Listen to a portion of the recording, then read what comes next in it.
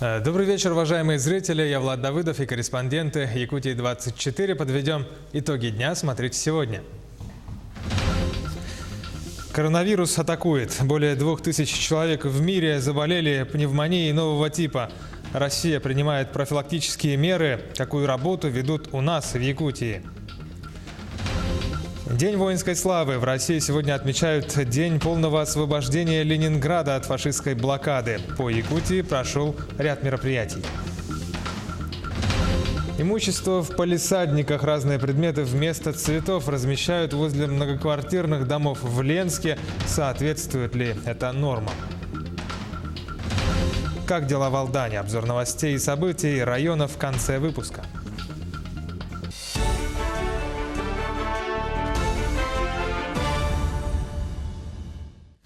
2800 человек по всему миру заболели новой коронавирусной инфекцией. 80 из них скончались. В связи с этими событиями ситуация с распространением этой инфекции в России находится на строгом контроле Федерального Роспотребнадзора. Якутия в том числе приняла меры предосторожности и усилила профилактические мероприятия. Все подробности у Ульяны Шагиной. Роспотребнадзор страны усилил меры по недопущению пневмонии нового типа в Россию. Именно так прозвало коронавирусную инфекцию мировое медицинское сообщество, так как клиническая картина напоминает тяжелый грипп. Одышка, кашель и, может быть, развитие тяжелейшей вирусной пневмонии с первых дней заболевания. В Якутии введена двойная термометрия прилетающих из-за рубежа. Контроль вводится и на рейсах из Хабаровска и Владивостока. Проверке подвергаются все пассажиры международных рейсов. Осуществляется досмотр грузов и ручной клади пассажиров для выявления продукции животного и растительного происхождения без сопроводительных документов. Россельхознадзор с 10 января ввел временные ограничения на ввоз свежих цитрусовых из Китая. В столичных киосках по продаже фруктов и овощей действительно отсутствуют мандарины из Китая. Но можно купить китайские огурцы и помидоры. Сами овощники признаются, что спрос на китайские фрукты и овощи у якутян упал, и их продавать стало просто невыгодно. Следующий завод с пятницы будет у нас. В эту пятницу? В эту пятницу. Не из Китая. Только импортная. Вот Новосибирска будет. Первая вспышка заболевания коронавирусом 2019 НСОВ была зарегистрирована в городе Ухань в конце прошлого года. Здесь под наблюдением все еще остаются более 2000 человек. А в социальных сетях появляются сообщения от якутян, проживающих в Китае. Как вы видите, на заднем фоне очень много людей в масках, потому что ситуация действительно по стране серьезная, довольно-таки, как говорят СМИ. Но если брать в расчете на население Китая, цифры не такие уж и большие. За пределами страны случаи заражения зафиксированы в Таиланде, Японии, Южной Корее, США и других странах. В России же Роспотребнадзором проверяется готовность медицинских учреждений, отработаны вопросы немедленной изоляции лиц и лабораторной диагностики. С конца прошлой недели Министерством здравоохранения Российской Федерации уже проводятся обучающие семинары для наших докторов. В России, в том числе и в Якутии, жители начали отказываться от уже приобретенных туров в Поднебесную. А Ростуризм сообщил о возможности возвращения потраченных на путевку денег в полном объеме, в связи с чем региональные турагентства начали прием заявлений от якутян на аннуляцию туров. Мы сейчас принимаем заявления о возвратах, направляем их туроператору. Туроператор обещал возвраты в полном объеме в течение 10 дней. Считается, что переносчиками всех коронавирусов являются животные. Именно поэтому специалисты во время вспышки вируса советуют ограничить посещение зоопарков, рынков морепродуктов и в целом массового скопления людей. Пока в китайском Ухане в кратчайшие сроки строят крупную инфекционную больницу для лечения зараженных, в России Государственный научный центр вирусологии и биотехнологии «Вектор» разрабатывает вакцину от нового коронавируса. Прототипы должны пройти испытания в конце первого полугодия. Ульяна Шагина, Сусанна Рожина, Джулус Иннокентьев, Якутск. Реализация проекта строительства мусорного полигона в Якутии начнется в 2021 году. Об этом сообщил министр ЖКХ и энергетики республики Дмитрий Садовников. Отмечается, что подготовительные работы на 26-м километре Вилюйского тракта, где расположится комплекс, начнутся в конце этого года. Проект строительства полигона разбит на 5 карт. Ориентировочные сроки строительства первой карты – это октябрь 2021 года. Общая стоимость объекта с учетом всех этапов строительства – более 1 миллиарда 700 миллионов рублей. В Нерюнгри продолжают очистку главных дорог, внутриквартальных проездов и вывоз снега. Местные жители следят за этими работами, и некоторые недовольны тем, как все продвигается. Сюжет Екатерины Павловой из Нерюнгри. Техника по расчистке улиц и вывозу снега в Нерюнгри сегодня работает днем и ночью. Снега очень много в этом году. Да, хоть чистят, то радует. Неплохо, в принципе, да, чистят. Нерюнгринцы хотят чистых дорог, но сегодня некоторых жителей не устраивает ночная очистка, так как при сдаче задним ходом машина издает звуковые сигналы и нарушает сон. Другие недовольны дневной уборкой, так как это создает помехи в движении. Третьих не устраивает качество вывоза снега. Это ужас, какой-то кошмар. Было, по крайней мере, лучше бы не трогали. Вот эти площадки мы строили сами. Тут больше нагадили, чем расчистили. В этом году плохо, нет, недовольны. Раньше было лучше. Чистили, а вот сейчас, смотрите, не пройти. Здесь еще не пройти, а на Южногудской подворачивать там снизу. Вообще ужас. Надо на сугроб забраться, чтобы пройти. А если машина, то станешь на сугробе и стоишь. Ну, местами вроде бы и ничего, а так, в общем-то, это разве очистка? Подрядчику общества с ограниченной ответственностью грузоперевозки установлен срок до конца января произвести очистку улиц с целью их расширения и вывести снег, чтобы была открыта зона видимости на пешеходных переходах, выездах со дворов и при разворотах на разделительных полосах. В этом году с октября по декабрь месяц выпало аномальное количество снега, и поэтому не справляются именно с вывозом снега. Если у нас очистка дорог производится относительно хорошо, то вывозку снега просто не успевают. На данный момент задействовано порядка 25 единиц техники в дневное время и порядка 4 единиц в ночное время для уборки снега. Сейчас вывозится снег, порядка каждый день 1500 метров кубических вывозится ежедневно. Это как с самих дорог, так и с внутриквартальных проездов.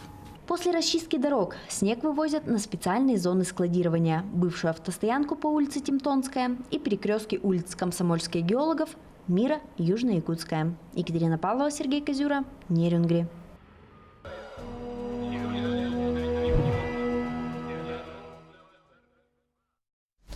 В России сегодня отмечается День полного освобождения Ленинграда от фашистской блокады.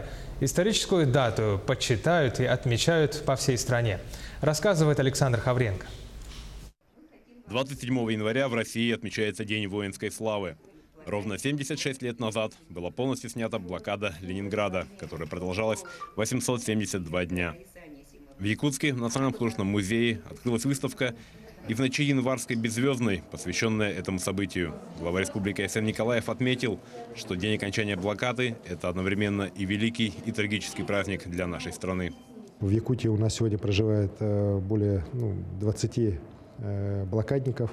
И с рядом из них мы сегодня встретились. Действует у нас в республике ассоциация блокадников. И очень хорошо, что уже и дети, потомки блокадников, тоже организовали свою общественную организацию. Очень активно работают в части передачи вот именно памяти об этих событиях новым поколениям. Также в этот день во всех школах страны прошли уроки патриотизма в рамках всероссийской акции «Блокадный хлеб». Старшеклассникам и ученикам младших классов рассказывали о тех ужасных днях, которые пережили ленинградцы, и при этом не переставали работать, учиться и вносить свой вклад в общую победу. Мы говорим с ребятами именно о том, что такой далекий город Ленинград, находящийся за тысячи километров, связал общей нитью судьбы и жителей Ленинграда, и даже жителей нашей республики. Но действительно необходимость таких уроков очень большая, потому что ребята, которые сегодня обучаются в школе, должны знать о том, что судьба огромной страны действительно едина. А в Национальной библиотеке состоялась встреча детей и внуков якутян, которые в годы блокады обучались в Ленинградской театральной школе-студии.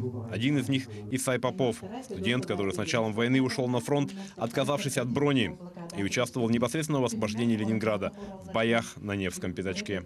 Войну он застал в Ленинграде, учился в школе-студии театрального института города Ленинграда и не стал воспользоваться своей бронью. Вместе со своим другом Гошей Мареевым и Машей Захаровой пошли добровольцами на защиту Ленинграда. И вот сразу же попал он в стрелковую дивизию на Невском пятачке, плацдарме. С мероприятий, посвященных Дню снятия блокады Ленинграда, в республике официально начался год патриотизма и юбилейный год Победы. Впереди якутян ожидает еще большое количество мероприятий, посвященных памятным событиям Великой Отечественной войны. Ведь чем больше мы будем о них вспоминать, тем меньше вероятность того, что они повторятся. Александр Хавренко, Павел Пахомов, Георгий Григорьев, Якутск. Короткая пауза, буквально меньше 1 минуты. Оставайтесь с нами, вернемся.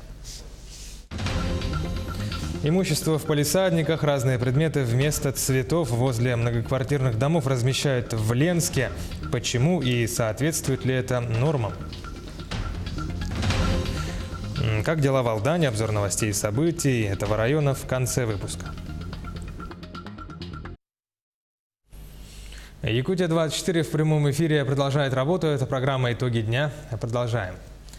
Ежемесячное пособие малоимущим семьям на детей от 3 до 7 лет, о котором заявил президент России Владимир Путин, будет выплачиваться с этого года. Об этом сообщил председатель правительства Якутии Владимир Солодов. Премьер рассказал, что на данный момент республика ждет утверждения итоговой программы, после чего и начнутся выплаты. Напомним, чтобы семьи с невысоким доходом смогли получить выплаты на детей от 3 до 7 лет, им нужно подать документы до 31 декабря текущего года. Право на данную выплату имеют семьи, чей среднедушевой доход на человека ниже 1 прожиточного минимума. В этом случае им положено пособие в размере половины прожиточного минимума на ребенка. При этом начисляться она будет с 1 января этого года. В Якутии пособие на ребенка составит 8930 рублей. Про еще одну значимую поддержку. Более 450 гектаров в Якутске переведено из лесного фонда в земли сельхозназначения, и они будут в этом году розданы многодетным семьям. Работа по переводу этих земель велась аж с 2013 года. Подробности у Сусанны Рожиной. К своему логическому концу подошла история с переводом земель из лесного фонда в земли сельхозназначения. Эта работа была начата еще в 2013 году руководством города Якутска. И после всех согласований с федеральными ведомствами и учреждениями в конце 2019 года вышло распоряжение правительства Российской Федерации. Это 3 земельных участка, которые расположены по адресам: Вилюйский тракт, Маганский тракт и Намцирский тракт. Общая площадь 450 гектаров.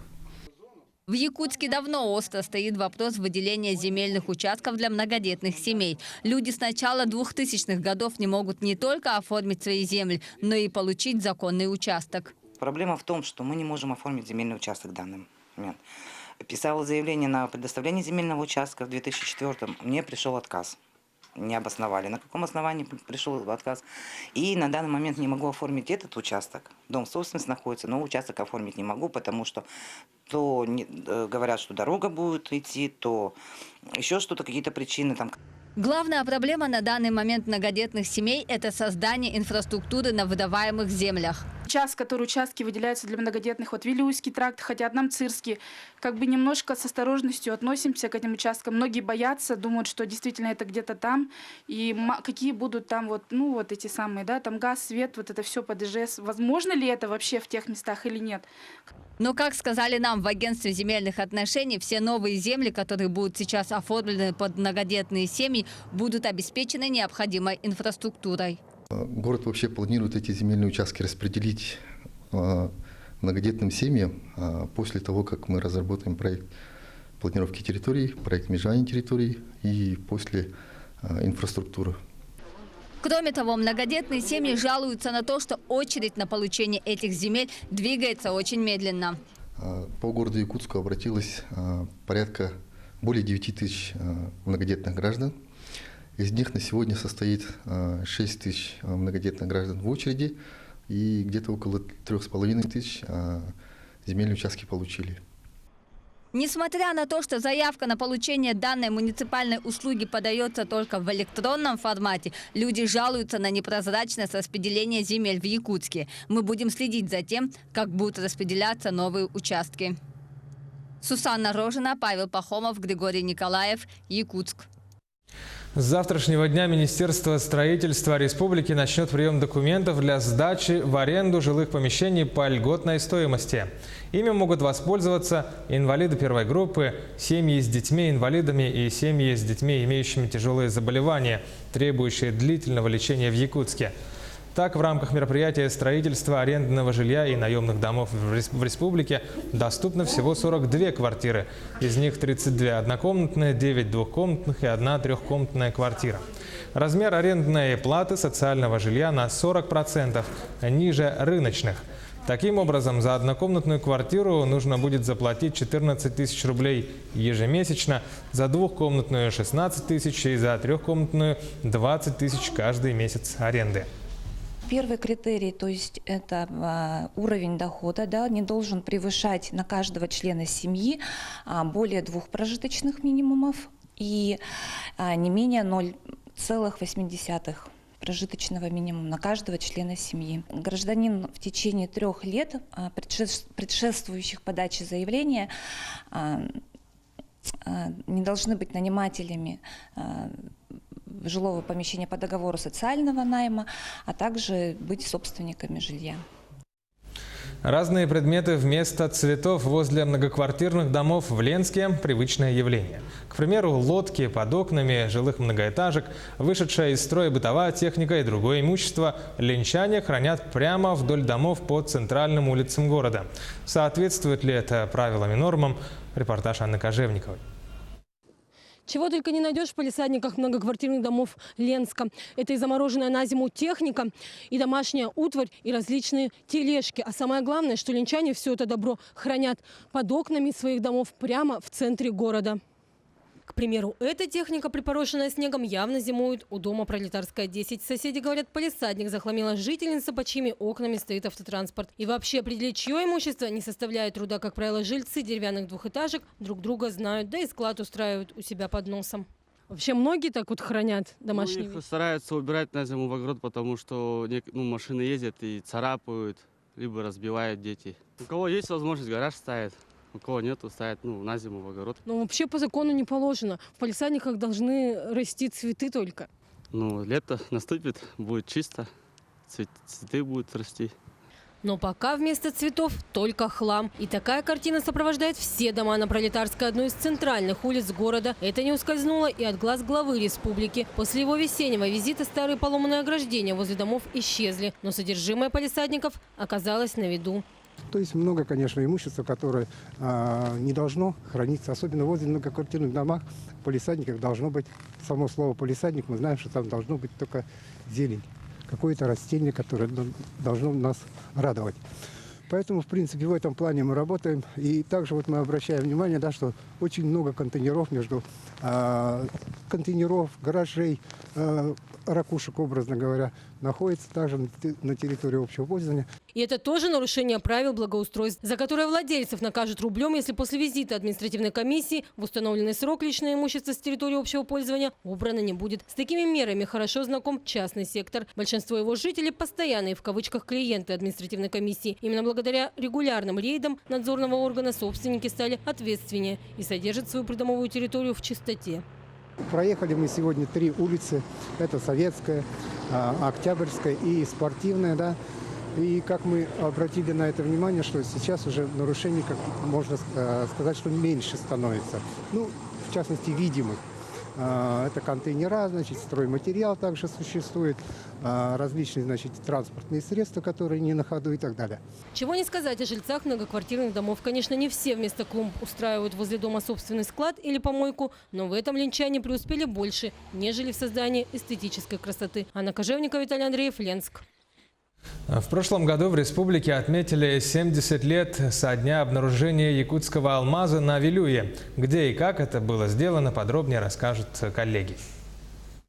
В 2019 году общественность республики и компания «Алроса» отметили 70 лет с тех пор, как на Вилюе был найден первый якутский алмаз. Первая долгожданная и драгоценная находка была сделана в послевоенные годы геологической партии Георгия Файнштейна. Это произошло 7 августа 1949 года на Вилюйской косе Соколиная в 6 километрах выше села Крестях Сунтарского района. Спустя 5 лет, в августе 1954 года, геологом Ларисой Попугаевой было открыто первое коренное месторождение алмазов на якутской земле – кимберлитовая трубка «Зорница» в бассейне реки Далдын. Еще через год были обнаружены трубки «Мир» и «Удачная». Всего в этот год было открыто 15 коренных месторождений алмазов. В 1957 году в палаточном поселке Мирный, рядом с кимберлитовой трубкой «Мир», был создан трест «Якут-Алмаз». В этом же году началась промышленная добыча алмазов, а уже через 2 года «Якут-Алмаз» начал поставки за рубеж. Так начинался путь якутских алмазов на мировые рынки.